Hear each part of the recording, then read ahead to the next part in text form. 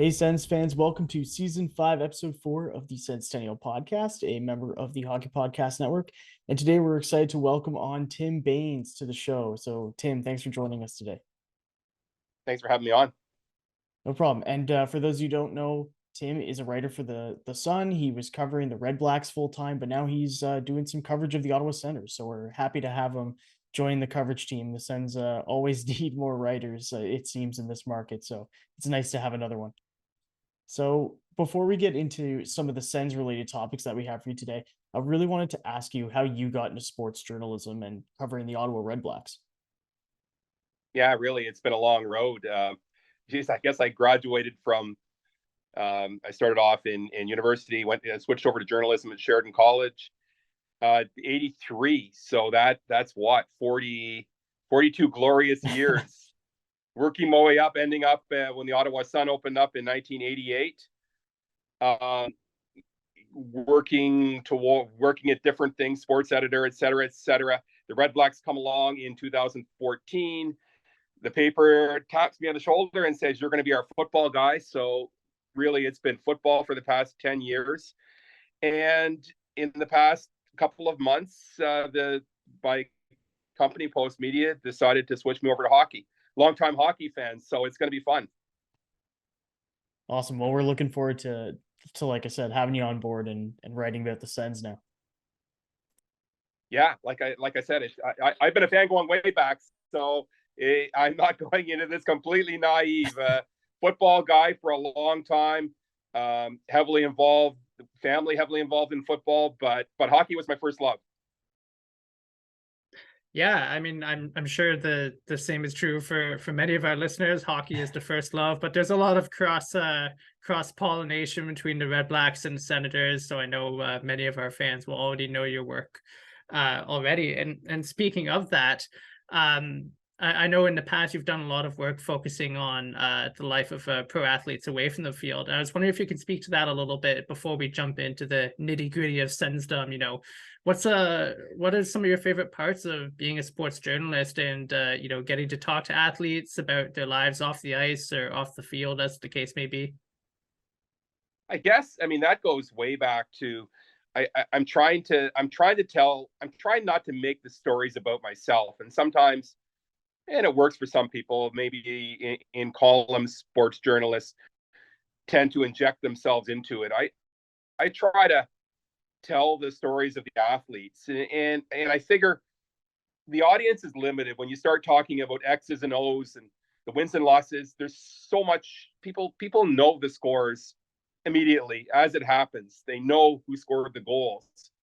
So I guess the challenge is trying to tell the stories and trying to get the athletes front and center and telling people, I think it really worked for me with the football coverage, explaining where these guys came from, the adversity they've gone through, different stuff about their family, just so we can put a spotlight on the players.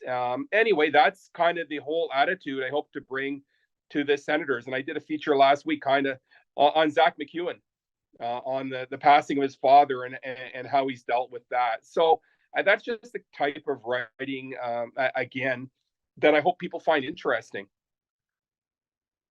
Yeah, absolutely. And I mean, we're going to touch on that Zach McEwen piece in a moment because I think it was really interesting. But just to your point about, finding the human interest angle, I know there's many people out there, like my mother-in-law, who gets taken to Senators games and Red Blacks games and couldn't tell you which way the field is, up, down, or sideways, but loves a human interest story. And, it makes it so much more fun because for everybody, because, we can you can chit chat with the hardcore fans about the stats and the performances and everything, and then you can chit chat with the people that are just there to have fun and have a good time, and they want to know who the players are as people and what's going on in their lives, and that's just as fun as entertaining for those of us that are interested in the sport.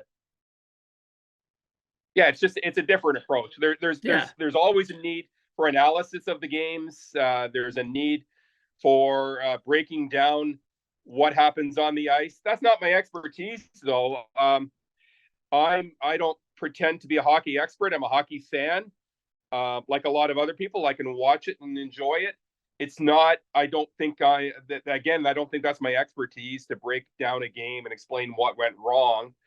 So I'm going to take the other approach, and I'm going to talk to the players and try and tell their stories. Yeah, absolutely. Like Bennett alluded to, and you mentioned it yourself, you wrote a piece on Zach McEwen and it touched on his personal life, the loss of his father, his relationship with Giroux, and really why he became the guy who drops the gloves and gets up in opposing teams' faces. And, what inspired your decision to go for that story, and how do you approach a player when trying to get a personal story like that and allowing them to really, say their piece and open up to you?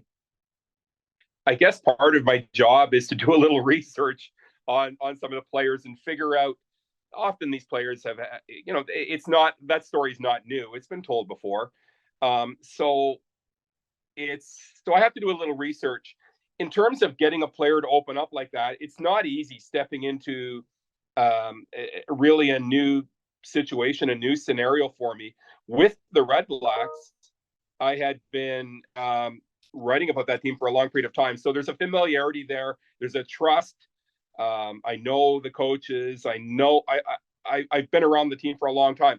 So when you do that, it's a lot easier to get. Again, there's a familiarity. So it's a lot easier to get a player to open up about his past because you develop that trust.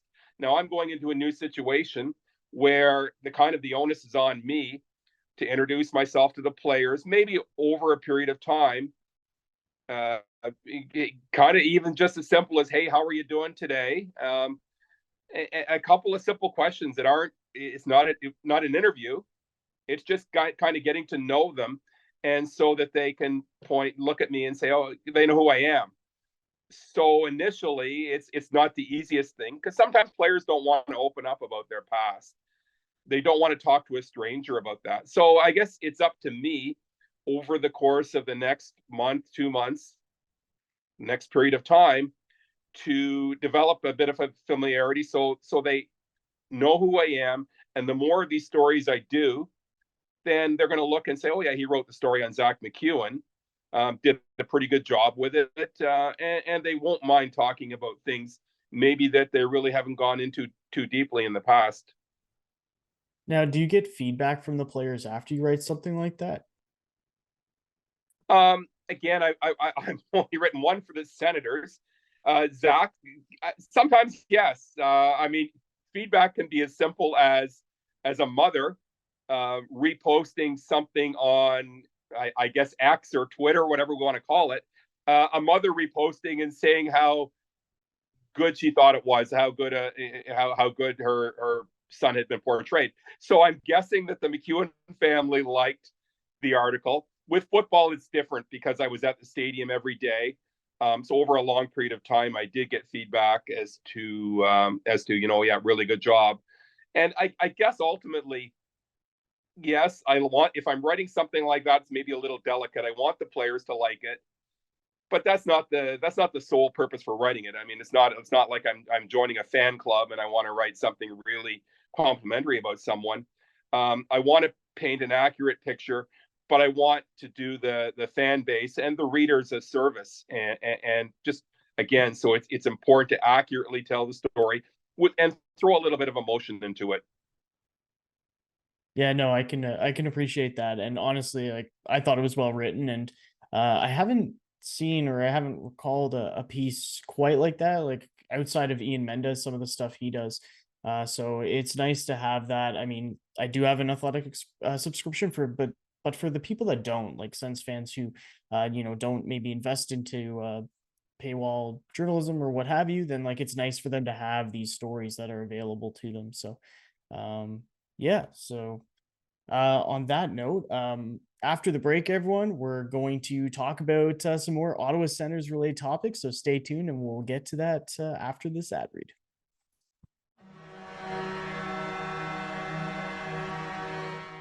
The NFL season is going strong, and DraftKings Sportsbook is hooking new customers up with an offer that's even stronger.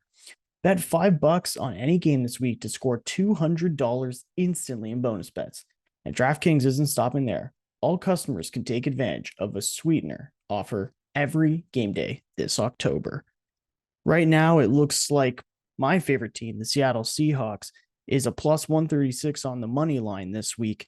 And apparently only 37% of people have the Seahawks beating the Cincinnati Bengals. I don't know if I'd take that bet. But get in on the game day greatness. Download the DraftKings Sportsbook app now and use code THPN. New customers can score $200 instantly in bonus bets when you bet 5 on the NFL. That's code THPN only on DraftKings Sportsbook, an official sports betting partner of the NFL. The crown is yours. Gambling problem? Call 1-800-GAMBLER or visit www.1800gambler.net. In New York, call 877-8-HOPE-NY or text HOPE-NY 467-369. In Connecticut, help is available. For problem gambling, call 888-789-7777 or visit ccpg.org. Please play responsibly. On behalf of Boot Hill Casino Resort KS, licensed partner Golden Nugget Lake Charles, LA. 21 plus, age varies by jurisdiction, void in Ontario.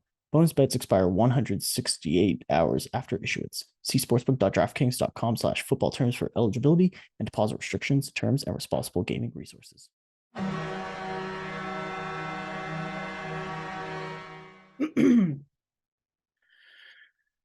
All right, welcome back, everybody. Thank you for joining us after our ad read. We're still here with Tim Baines. He's joining us from the Ottawa Sun. We're to talk Ottawa Senators. Before we get back into the interview, please remember to follow us on YouTube, subscribe to our videos, new content coming every week. You can find us on Twitter, Instagram, X, as it is now. Look for the Senstennial Podcast. Now, Tim, the elephant in the room for the Ottawa Senators heading into the start of the season tomorrow is their center depth. Josh Norris is currently sidelined with injury. Shane Pinto is still unsigned because of cap constraints. And so we're in a bit of a tough spot. What are your thoughts on the predicament, and how do you see this likely shaking out in the next days and weeks? Well, it certainly is a predicament. They went into the season thinking they were pretty deep at the position. And all of a sudden, you're minus your second line center and your third line center. So certainly Josh Norris remaining day to day, and they're still optimistic it's not a long-term thing. They haven't put him on the LTIR. So I think they're hopeful and optimistic that he will play. You know, it seems very, very far-fetched to think that he would play against Carolina tomorrow night, but they've got a nice long homestand coming up, and he's skating with the team. I think there's hope that maybe he'll be in the lineup. I don't want to make a prediction, but very soon, as they keep saying. Obviously, does that increase the urgency to get Shane Pinto under contract? Certainly, there was some thought that with salary cap considerations, it was going to be tough to fit him under that. But again, I think there's optimism that they will have Shane Pinto. But for tomorrow night, for Wednesday night against the Carolina Panthers, that they're going to play without both of them. So they're going to line up Ridley Gregg playing centering Matthew Joseph and Drake Batherson. And we're going to put Rourke Chartier between Tarasenko and Kubalik. So I think they're hopeful. Chartier has been just a pleasant surprise. A guy who really has battled concussions, knocked him out of the game, fought his way back, and he has been one of the just a guy who pays so much attention to the finer details, the little details, the penalty killing, the things that really, not the things that shine on the score sheet, but the things that help you win hockey games. So they're hopeful. They got to look at Ridley Gregg last year, Chartier, first-year Senator. They're hopeful that and again, they hope to have both Pinto and Norris in the lineup soon. But until then, they're gonna have to make do with what they have, and that's what we're looking at for Wednesday night. Yeah, I think there are worse problems than giving Gregg a bit of a shot at playing center. I know that's a position that he has played in the past, and he'll obviously have a lot more value to this franchise if it's something that he can do in a pinch.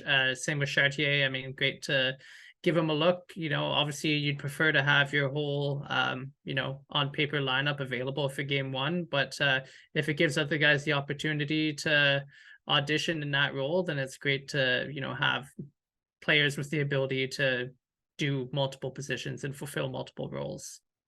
Yeah, they've tried to spread it out a bit. You could move Tarasenko up and play him. They've really tried to spread the scoring out a little bit. There's a lot. You look at that number one line, and there's not a lot of lines better in the NHL. And Tim Stützle's arrow is just pointing up, and so they're going to score goals this year. A guy like Stützle, it's just obviously it's not going to be surprising if he gets to 100 points. And it just seems that really this is a team that obviously has playoff aspirations. The thing is, when you look at the playoff picture, which teams are going to drop? Which of the 8 teams is going to drop out? Which of the 8 teams is not going to be among those 8 to allow? And it's not only Ottawa. You start thinking about the Buffalo Sabres, a team on the rise. Pittsburgh Penguins didn't make the playoffs last year. So, and this Ottawa Senators team that's looking to, who are they going to knock out of that 8? It's going to be a really interesting season. Yeah, and I mean, thankfully, it seems like Ottawa is not the only team that has injury or other woes when it comes to their lineup.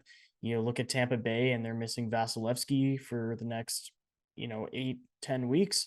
Boston lost a lot of talent either to retirement or just the salary cap crunch this offseason. Florida missing 2 of their top defensemen to start the season. So at least it seems like Ottawa's not the only team that's hurting, and that may help at least even the odds a bit, especially in the first couple months where they've been much slower out of the gate. I guess the thing in professional sports is you don't know which adversity lies ahead. So you know what your adversity is now. You're missing your second and third line centers, but we don't know what's going to happen in November or December or March or April. We don't know. And injuries could play a role with the Senators, with any other team. And sometimes they're devastating. Right now, they've got 2 key guys out of the lineup. They hope it's not a long-term thing. They hope they get them back soon.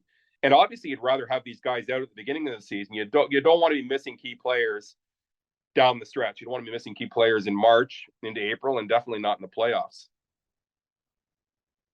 Yeah, absolutely. And speaking of playoffs and the possibility thereof, in the brief time that you've been covering the Senators, there have been considerable changes to the organization, including new ownership. And have you noticed a similar change in the discourse around the team, be it from fans or from other media outlets? I don't think, again, it's a relatively short period of time, given I've gone through training camp and heading into the season.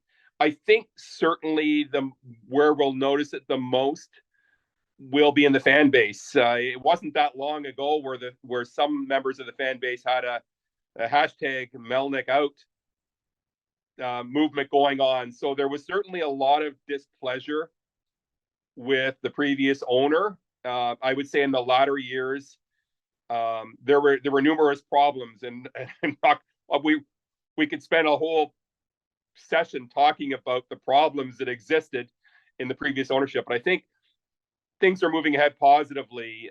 You've got a hockey guy now in an ownership position, and we've seen Cyril Leader return to the organization. We've seen some old familiar faces return, and I think the strides this team has to take are in the community. I think they have to gain a trust again. And when I talk about the community, it's not just the fans, it's the corporate sponsors.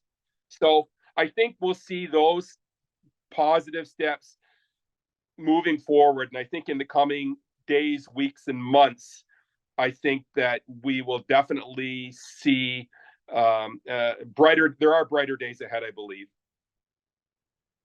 Yeah, and that's kind of what I wanted to look at next, actually, is, what is one thing that you're looking forward to most about covering the Sens this season? Is it, that potential rise that we've been expecting for this team to get to the playoffs finally after a long drought, or what is it for you? Yeah, I think it's that anticipation.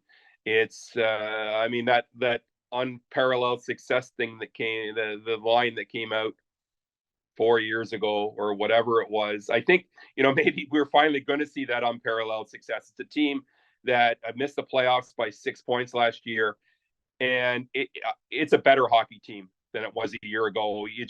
Even if you just get the improvement you expect from your young players, you get a season out of Jacob Chikrin.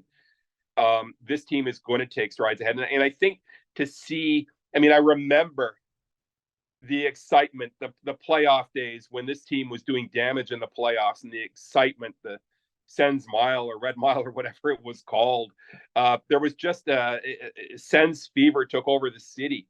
And maybe we're not that far from those times, from those days happening again. So I just look forward to a team that is on the rise and generating fan excitement back in the city. Because, to be truthful, our football team is not generating a lot of excitement these days. So we'll leave that to the Sens.